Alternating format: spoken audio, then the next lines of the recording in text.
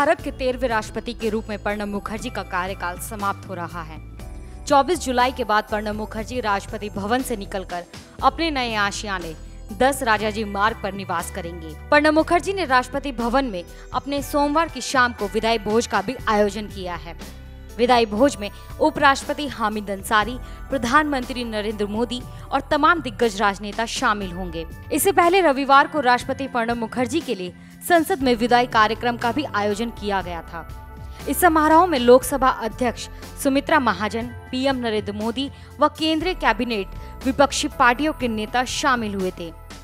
संसद भवन के केंद्रीय सभागार में आयोजित विदाई समारोह में प्रणब मुखर्जी का जोरदार भाषण भी हुआ। मुखर्जी ने अपने भाषण में मोदी सरकार को कुछ नसीहत भी दी। उन्होंने कहा कि सरकार को कोई कानून लाने के लिए अध्यादेश के विकल्प से बचना चाहिए और सिर्फ अपरिहार्य की परिस्थितियों में इसका इस्तेमाल होना चाहिए। उन्होंने कहा कि मेरा दृढ़तापूर्व मानना है कि अध्यादेश का इस्तेमाल अपरिहार्य परिस्थितियों में ही करना चाहिए।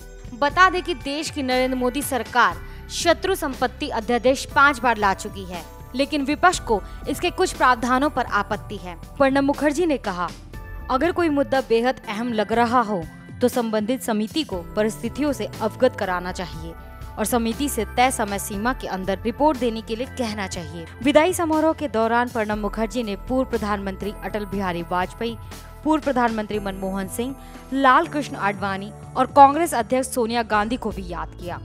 राष्ट्रपति ने कहा कि अगर मैं यह दावा करूं कि मैं इस संसद की रचना हूं, तो शायद इसे अशिष्ट नहीं समझा जाएगा। मुझे लोकतंत्र के इस मंदिर ने, इस संसद ने तैयार किया है। 22 जुलाई 1969 को पहला राज्यसभा सत्र अटेंड किया था। संसद के 37 साल का सफर 13वें राष्ट्रपति के रूप में निर्वाचित होने के बाद खत्म हुआ था। संसद में पक्ष और विपक्ष में बैठते हुए मैंने समझा कि सवाल पूछना और उनसे जुड़ना कितना जरूरी है। जब संसद में किसी व्यवधान की वजह से कार्रवाई नहीं हो पाती तो लगता है कि देश के लोगों के साथ गलत हो रहा है। मैंने बहुत से बदलाव देखे।